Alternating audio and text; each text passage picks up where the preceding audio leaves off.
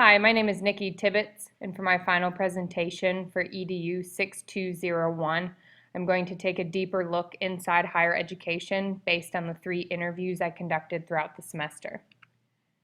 The overview of my presentation is broken down into interview 1, 2, and 3.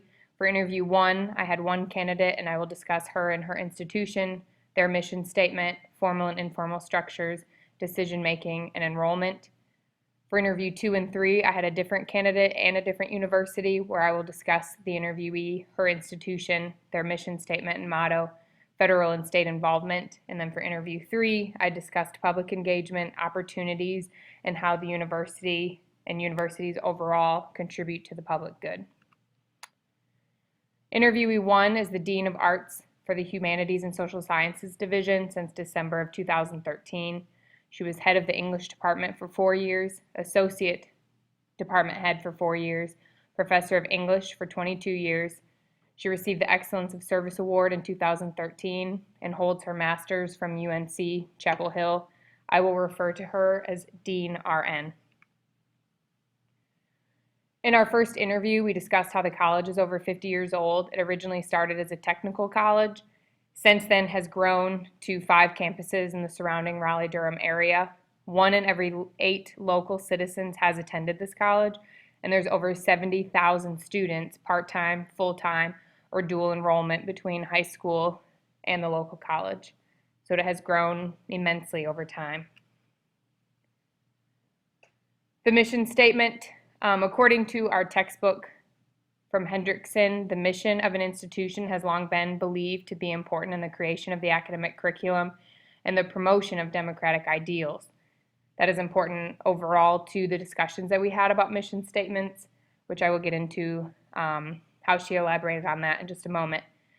The mission statement of this particular college is to improve and enrich lives by meeting the lifelong education, training, and workforce development needs of the communities it serves, to promote individual success in the workplace and in higher education, and to increase entrepreneurship as well as cultural, social, and economic development. According to my interview with Dean RN, this particular institution meets their mission in a large number of ways. The technical aspect of the institution allows for hands-on training. Individuals, particularly in the medical field, are out in the workforce early on to promote and use their learning. To keep up with the growing medical and health needs here in Raleigh, the institution is creating a new campus to meet all health needs. This new campus will be connected to Wake Med Hospital, so it will give students an opportunity to do more hands-on learning. This particular college also encourages students and individuals to continue their learning at the higher education level by providing advisors and counselors who work closely with 4-year institutions to provide students with what they'll need after they finish their 1 or 2-year programs at this particular university, at this particular college. In interview 1, we discussed formal and informal structures, the decision-making processes, and enrollment overall. Dean RN briefly touched on formal and informal structures. Formal structures are very difficult to process due to the large amount of tedious paperwork. Since this is a state institution, working closely with formal state documents delays processes and takes a long time to make significant changes. Dean RN mentioned to me that patience is a must when working through these formal structures. I've included a chart on the next slide to provide more information about the organization of the institution and how it's organized in a very broad sense.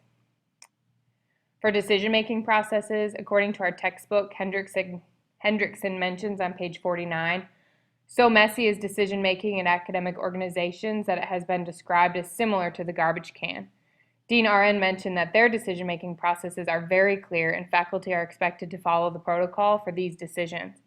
She provided an example of how instructors are expected to work through their department heads. If decisions are not being made appropriately through the department head, they can then report to the dean.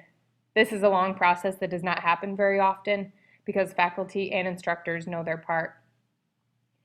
The textbook provides a similar example in support to Dean RN's statement, stating, for example, decision-making for department chair people is significantly different from that of a dean or a provost, whose decision circumstances in turn are quite unlike the decision-making conditions faced by an institution's president. And enrollment, to touch briefly on enrollment, this institution's enrollment continues to grow every single year, hence adding new campuses throughout Raleigh-Durham. So they've continued to grow over time and are planning on adding 3 more campuses within the next 5 years. With a time commitment of each interview, I was only able to interview Dean RN for one of the 3 interviews. I was fortunate to find another candidate for the next 2 sections of the interview process, which provided me with a larger scope of higher education and their differences. And real quickly, the organizational chart for the formal structures and how and who faculty report to. So here is the organizational chart. Now on to interviewee 2. I selected another candidate who was the Associate Athletics Director for Student Development since the fall of 2008. Prior to that position, she was the Champs in Life Coordinator starting in the summer of 2004. She was also a collegiate gymnast and an MVP her senior year. I will refer to her as AD.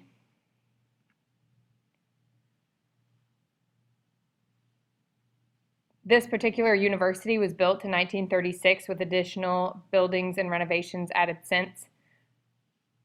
There's 80 bachelor's degree programs and 150 master's and doctoral degree programs. There are 31,000 full-time students. There are 8 colleges and 1 graduate school. It is ranked 41st in university research in the United States.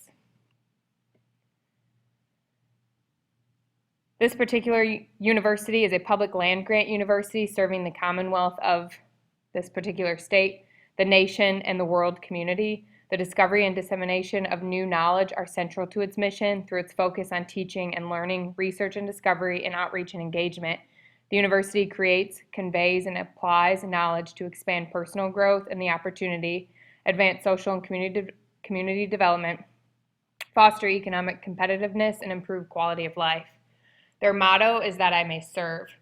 So I will discuss briefly the mission, but in this particular interview, she discussed in great detail their motto and how they use that every single day on campus.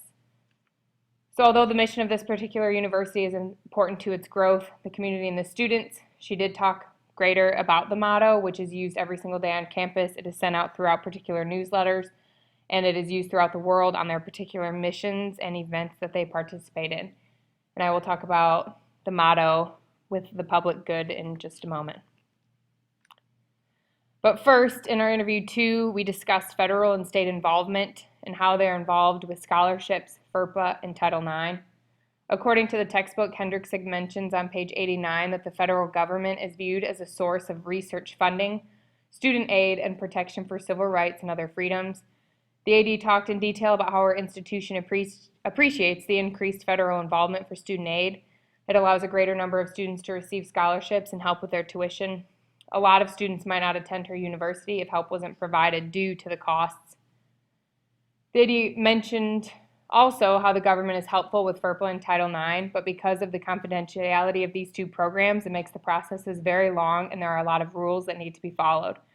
For example, with FERPA, forms cannot be sent through email or fax. With technology being so advanced, it would speed up the process, but to protect students and according to federal laws, this information cannot be transferred via these 2 sources, which does delay processes.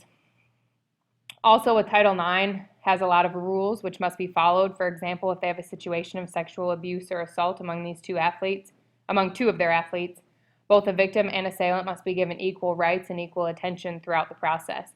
Athletic programs are also being cut through Title IX to make it equal between the number of male sports teams and the number of female sports teams, depending on their overall student body. The state government is very involved in a number of ways, but mostly in their Board of Governors. All decisions from changes to the university, faculty bonuses, new positions, athletic updates, all of these happen through the 13 Board of Governors before even reaching the president of the university. In the last section of the interview in part 3, we discussed public engagement, opportunities, and the overall public good. This was a great opportunity to tie in what I learned in our public good debate with what we discussed in the interview process. She also went into greater detail about their motto, that I may serve, discussing how students created a drone, and discussing in detail the community service bus that is provided on campus. The biggest and most important thing that I learned from all 3 interviews is the importances of colleges and universities for the betterment of our society. As part of our debate earlier on in the semester, higher education is a public good. We define public good as a good that is both non-excludable and non-rivalrous, and that individuals cannot be effectively excluded from use, and where use by one individual does not reduce availability to others. We received that definition from Wikipedia. We also discussed the following from Baum and McPherson, stating society benefits when more people go to college. People with a college education earn more than others, but their higher earnings do not reflect the whole of their contribution.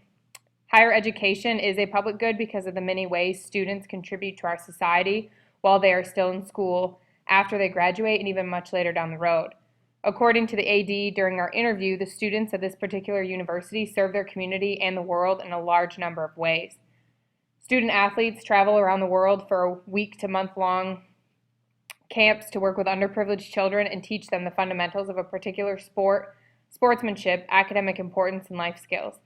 These children then take what they learned and bring it back to their community, creating a positive environment and an even better society. AD also talked in detail about the university's motto, "That I May Serve." This motto allows students the opportunity and provides the mentality that serving the local community and a larger society is helpful in creating a better world. Students in one particular engineering course were in charge of creating a drone to help find a missing UVA student. There is also a bus located on campus that brings students to different community service projects throughout the weekend. The cost is provided, students just need to give up their time to help out. Baum and McPherson state, yet again, so the benefits of higher education are shared by the participants and the rest of society. This quote reminds me in great detail of